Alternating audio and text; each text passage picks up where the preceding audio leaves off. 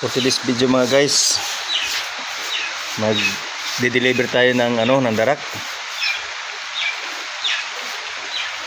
Pang pagkain ng baboy, mga alagang baboy. Papunta sa sa kabilang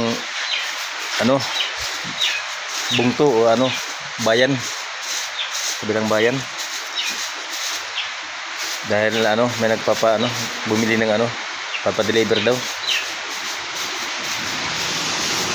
Guys, tinakpan ko ng ng trapal para hindi mabasa yung malakas ang ulan dahil sa bagyong uwan, super typhoon.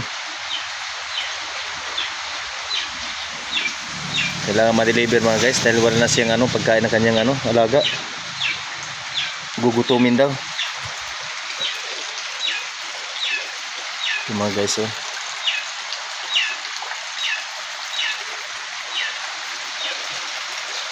see you mga guys.